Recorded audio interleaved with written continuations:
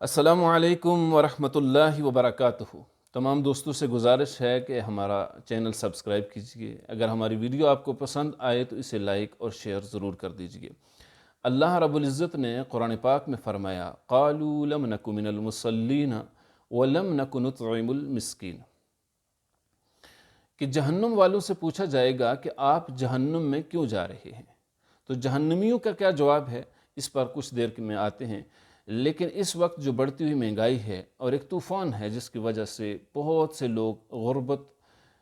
کی سطح سے بھی نیچے زندگی گزارنے پر مجبور ہیں، اور یہ نظام جو سرمایہ دارانہ اور جاگیردارانہ نظام ہے، یہ جان بوجھ کر ایسے ڈیزائن کیا گیا ہے کہ ایک عام آدمی اس میں سروائیو کرنا اس کے لیے مشکل ہوتا ہے۔ اور جس طرح کی معاشی تنگی کی ایک وجہ ہم نے گزشتہ ویڈیو میں بتائی کہ اس کی ایک وجہ اللہ رب العزت نے فرمایا وَمَنْ أَعْرَضَ عَنْ ذِكْرِي فَإِنَّ لَهُ مَعِيشَةً ضَنْكَا، کہ اس غربت کی یا معاشی تنگی کی ایک وجہ پورے معاشرے کے لیے وہ یہ ہے کہ یہ لوگ اللہ کے دیے ہوئے نظام سے، اس کے سسٹم سے انحراف کرتے ہیں، اس پر نہیں چلتے، اس وجہ سے ان پر یہ معاشی تنگی آتی ہے۔ اس پر اعتراض یہ ہوتا ہے کہ اگر معاشی تنگی کی وجہ اللہ کی بغاوت اور اللہ کی نافرمانی ہے تو یہ معاشی تنگی یورپ والوں پر تو زیادہ آنی چاہیے، ہمارے اوپر کیوں ہے؟ ہم تو اتنے زیادہ باغی نہیں ہیں جتنے یورپ والے باغی ہیں۔ تو اس کا جواب علماء نے یہ لکھا ہے کہ ایک تو وجہ یہ ہے کہ جس طرح ایک آدمی فوج میں بھرتی ہوگا تو پھر اس پر فوج کے قوانین کا اطلاق ہوتا ہے۔ اگر وہ فوج میں بھرتی نہیں ہے، ایک عام آدمی ہے، تو اس پر فوج کے قوانین کا اطلاق نہیں ہوتا۔ اسی طرح جب ایک آدمی قرآن اور سنت کو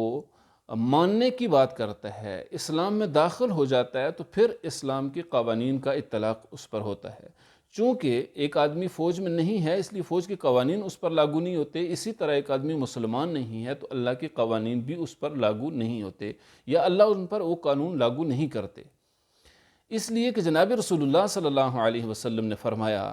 کہ جنت یعنی دنیا کافر کے لیے جنت ہے اور مسلمان کے لیے قید خانہ ہے۔ گویا اللہ نے یہ بتا دیا کہ اس قید خانے میں رہتے ہوئے اگر تم میرے قوانین کو، یعنی اگر ایک آدمی کافر ہے تو وہ ظاہر اس قید خانے میں نہیں ہے، وہ باہر ہے، اور اس باہر رہنے والے کے لیے جناب رسول اللہ نے فرمایا کہ یہ اس کے لیے جنت ہوگی۔ اس لیے یورپ بظاہر جو معاشی خوشحالی میں نظر آ رہا ہے وہ اس وجہ سے کہ اس کے لیے دنیا ہی جنت ہے، اور مسلمان کے لیے تنگ دستی اس لیے ہے کہ وہ ایک ایسے قید خانے میں ہے جہاں میں رہتے ہوئے اس کو اس کے قوانین پر عمل کرنا اس پر لازم ہے۔ چونکہ وہ عمل نہیں کر رہا اس لیے اس کے لیے معاشی تنگی میں اضافہ ہوتا جا رہا ہے۔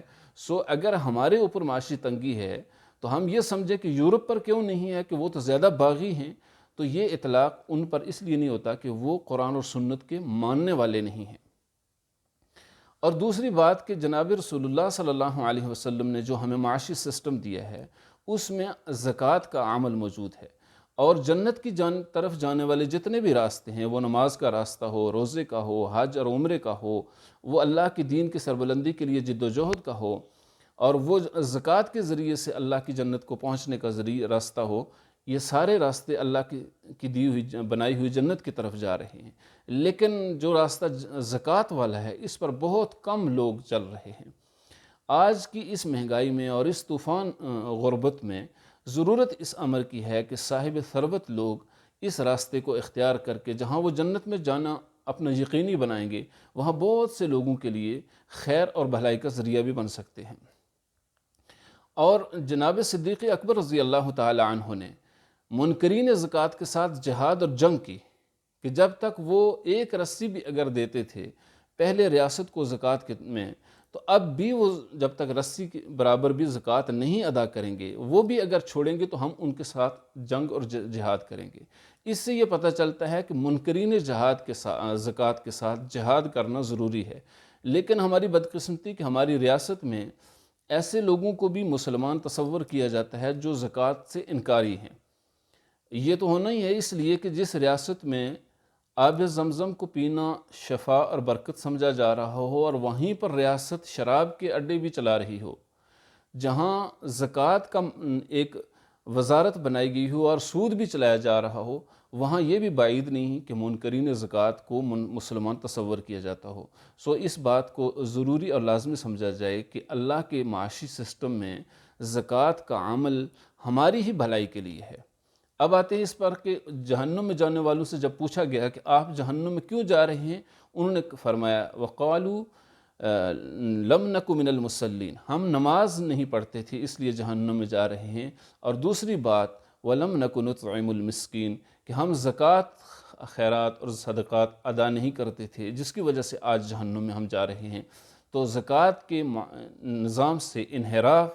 جہاں جہنم میں جانے کا ذریعہ ہے، وہاں مال و زر کے ضائع ہونے کا بھی ذریعہ ہے۔ اگر ہم زکوٰۃ ادا کر دیتے ہیں، گویا ہم اپنے باقی ماندہ مال کو اللہ کی نگہبانی اور نگرانی میں دے دیتے ہیں۔